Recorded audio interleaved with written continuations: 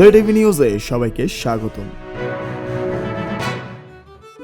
ওই কি রে কি মধু মধু রসমালাই তরমুজ বিক্রি করার সময় এই কথাগুলো বলে ভাইরাল হয়েছেন বিক্রেতা রনি। তাকে জেটিভির টিম দুদিন ধরে খুঁজছে। কারণ বাজারে রনির তরমুজের দোকানে গিয়ে তাকে পাওয়া যায়নি, পাওয়া গেল তার ছোট ভাই রকিকে। সোমবার সকালে অনেক অনুরোধের পর রকির কাছ থেকে রনির মুঠো নাম্বার পেল জেটিভি টিম। ফোন করে দেখা যায় নাম্বারটি বন্ধ। পরে গিয়ে রনির আরেকটি নাম্বার সংগ্রহ করা হয়। সেই নাম্বারে ফোন করলে তিনি বলেন তিনি পুরান ঢাকায়, তিনি মঙ্গলবার কারণ বাজারে আসবেন আমার সঙ্গে কথা বলতে। মঙ্গলবার দুপুর 12টায় ফোন করলে রনি বলেন তিনি মাত্রই দোকানে এসেছেন।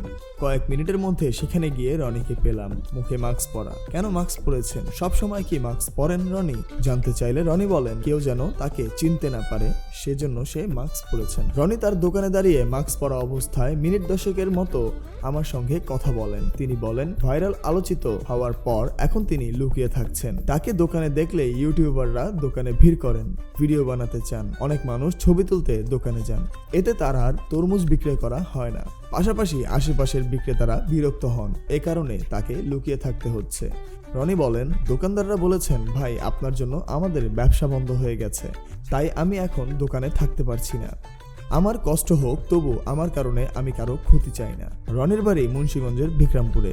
স্ত্রী, এক ছেলে এক মেয়ে নিয়ে তার সংসার। কারণ বাজারে প্রায় 1.5 দশক ধরে মৌসুমী ফল বিক্রি করেন। তিনি বলেন তার দাদা ও বাবা তরমুজ ব্যবসা করতেন। তাদের কাছ থেকেই কোনটা পাকা অর্থাৎ ভেতরে লাল রং ধারণ করা তরমুজ তা চিনতে শিখেছেন। এবারে পবিত্র রমজানে আশেপাশের বিক্রেতাদের সঙ্গে প্রতিযোগিতা করে তরমুজ বিক্রি করার সময় ক্রেতাদের আকর্ষণের জন্য ওই কিরে কি মধু মধু রসমালাই কথাটি বলতেন রনি। তখন তার হাতে থাকতো সদ্য কাটা ভেতরে লাল রঙের টুকটুকে তরমুজ। তিনি বলেন এটা দেখে একজন ভিডিও করে সামাজিক যোগাযোগ মাধ্যমে প্রচার করেন।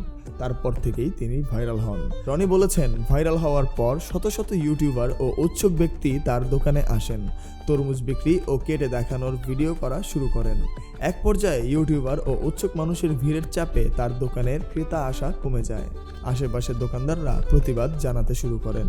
এক পর্যায়ে তার ভাই তাকে দোকানে আসতে নিষেধ করেন। তিনি ভাইয়ের কাছে দোকান সামলানোর দায়িত্ব দিয়ে লুকিয়ে থাকা শুরু করেন। রনির দোকানে 2 দিন গিয়ে দেখা যায় তার ছোট ভাই রকি তরমুজ বিক্রি করছেন। তিনি জেটিভিকে বলেন আমার বড় ভাই ভালো তরমুজ চেনে, তবে ভাইরাল হওয়ার পর থেকে এখন দোকানে অতিরিক্ত মানুষ ভিড় করে ফলে আর এখন আগের মতো তরমুজ বিক্রি হচ্ছে না। কারণ বাজারে সবজির আড়তের সামনের ফলের ভাসমান দোকানগুলোর মধ্যে একটি রনি ও রকি। সেখানে আরো ফল বিক্রেতারা রয়েছেন। তাদের একজন শুভ জেটিভিকে বলেন সে রনি যখন দোকানে আসে তখন আশেপাশের লোকজন থেকে শুরু করে ইউটিউবাররা ভিড় করেন। ফলে ভিড়ের কারণে আমাদের কাস্টমার আসতে পারে না, মাল বেচা কিনা হয় না, আমাদের আশেপাশে সবার ক্ষতি হচ্ছে। রনি ভাইরাল হয়েছে ভালো কথা, তাতে আমাদের কোনো ক্ষতি নেই। আমরা চাই যাতে সে শৃঙ্খলাভাবে ব্যবসা করে। রনির দোকানের পাশেই দীর্ঘদিন ধরে লেবু বিক্রি করছেন জাহাঙ্গীর নামের একজন। তিনি জানান রনি ভাইরাল হওয়ার পর তারও ক্ষতি হয়েছে। আগে প্রতিদিন 2,5-3 হাজার লেবু বিক্রি করতেন তিনি, এখন 500টি বিক্রি করতেই কষ্ট হয়। রনি ভাইরাল হওয়ার পর যারা তার কাছ থেকে তরমুজ কেনা ও ছবি তুলতে আসছিলেন তাদের একজন জামাল। সোমবার রনির দোকানে গিয়ে পাওয়া গেল না জামাল, যিনি তেজকুনি পাড়া থেকে এসেছেন। যদিও রনি দোকানে ছিল না। জামাল জেটিভিকে বলেন ভিডিও দেখেই তিনি এসেছেন, যদিও রনিকে পাননি, তবে তিনি রনির ভাইয়ের কাছ থেকে তরমুজ কিনেছেন। ভাইরাল হওয়ার পর কিছু প্রতিষ্ঠান রনিকে তাদের বিজ্ঞাপনে নিয়েছে। বিজ্ঞাপন করে কত টাকা পেয়েছেন এমন প্রশ্নের জবাবে রনি বলেন সবাই আমার সাথে প্রতারণা করেছে। আমাকে মোবাইল গিফট করবে বলে একটি দোকানে নিয়ে বিজ্ঞাপন করে ছেড়েছে, কিন্তু আমাকে কিছুই দেয়নি। ডেকে নিয়ে তারা আমাকে টাকা দেয়নি, বরং নাটক করেছে। কৃষি বিদ্যালয়ের একটি ভর্তি সহায়ক বিজ্ঞাপনেও নেওয়া হয়েছিল বলে দাবি করেন রনি। তারা বিজ্ঞাপন করেছে পুরস্কার দেবে বলে, কিন্তু পরে তারা ভেঙে গেছে, আর কিছুই দেয়নি। যদিও আমি কারো কাছে টাকা চাই না। রনি বলেন শুধু পিৎজা বার্গ আমার কাছ থেকে কিছু তরমুজ কিনেছে, আর বাকি সবাই প্রতারণা করেছে। আমি টাকা পয়সা চাই না দাদা, আমি চাই ভালোবাসা। রনির সঙ্গে কথা শেষ হতে না হতেই তার ছোট ভাই রকি তাকে ডেকে নিয়ে যান। রকি বলেন ভিড়ের কারণে সবার সমস্যা হচ্ছে, কাস্টমার আসছে না। দেখলাম মাস্ক পরে রনি অন্যদিকে চলে যায়।